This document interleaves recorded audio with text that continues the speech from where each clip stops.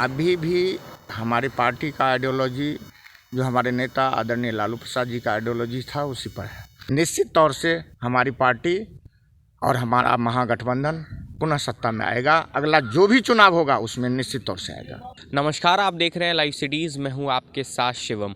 बिहार विधानसभा चुनाव में महागठबंधन की हार के बाद अब राजद नेताओं को लालू प्रसाद यादव की कमी खल रही है। आपको बताते चले कि लालू प्रसाद यादव के हनुमान कहे जाने वाले भोला यादव भी इस बार बिहार विधानसभा चुनाव हार गए हैं। इसको लेकर जब आज हमने उनसे बात की तो उनका क्या कुछ कहना है, पहले आप वो सुने। वैसे हमारे नेता आदरणीय लालू प्रसाद यादव जी मेहनत करते थे, उससे जरा सा भी कम मेहनत नहीं की, पूरी मेहनत की है। लेकिन यदि वो भी रहते तो हमारे पास 2 स्टार प्रचारक होता। अभी इस चुनाव में भी हमारे पास एक ही स्टार प्रचारक थे, जिसके चलते एक तरफ 36 हेलीकॉप्टर चल रहा था और एक तरफ हमारी 1 हेलीकॉप्टर चल रही थी।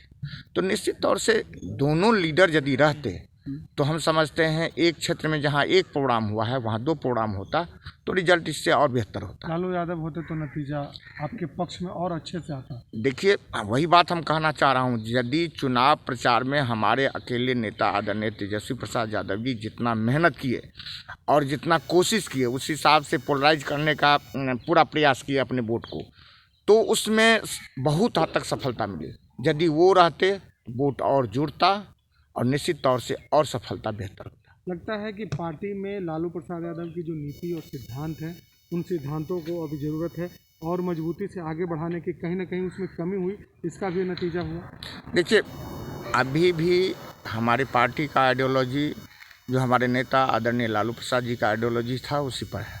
क्योंकि उनका मुख्य जो सोच है सांप्रदायिक सौहार्द, सामाजिक एकता और लालूवाद, इसी के लिए वो जाने जाते हैं और इसी के तहत हम लोग इस लड़ाई को भी लड़े। इसमें सबसे खास बात यह है जो युवाओं को जिस तरह से एनडीए सरकार ने ठगने का काम किया, उन युवाओं को हम लोगों ने भरसक अपने तरफ लाने का कोशिश किया और बहुत हद तक हमारे साथ आए भी, और जिसका नतीजा हुआ जो हम लोगों ने 110 सीट जीता। बेईमानी के बाद भी 110 सीट जीता। यदि बेईमानी नहीं होती तो हम लोग निश्चित तौर से सत्ता में होते।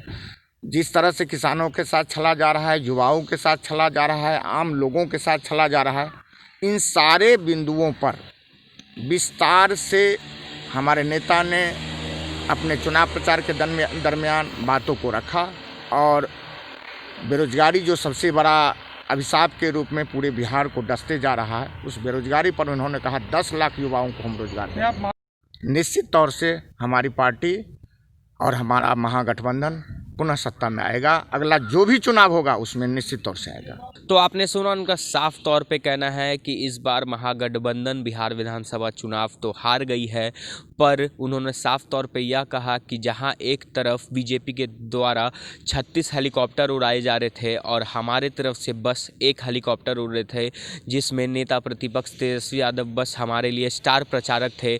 अगर लालू प्रसाद यादव जेल में ना रहते हुए बाहर रहते तो इस बार बिहार में महागठबंधन की सरकार बनती। तो कहीं ना कहीं इस बार बिहार में महागठबंधन की सरकार नहीं बनने के बाद राजद के नेताओं को अब लालू प्रसाद यादव की कमी कहल रही है और उन्होंने साफ तौर पे यह भी कहा है कि अगर लालू प्रसाद यादव बाहर रहते तो बिहार में महागठबंधन की सरकार रहती। तब तक के लिए आप बने रहें हमारे साथ। अगर आपने हमारे चैनल को सब्सक्राइब नहीं किया है तो जल्द से जल्द सब्सक्राइब कर ले। धन्यवाद। अभी भी हमारी पार्टी का आइडियोलॉजी जो हमारे नेता आदरणीय लालू प्रसाद जी का आइडियोलॉजी था उसी पर है। निश्चित तौर से हमारी पार्टी और हमारा महागठबंधन पुनः सत्ता में आएगा। अगला जो भी चुनाव होगा उसमें निश्चित तौर से आएगा।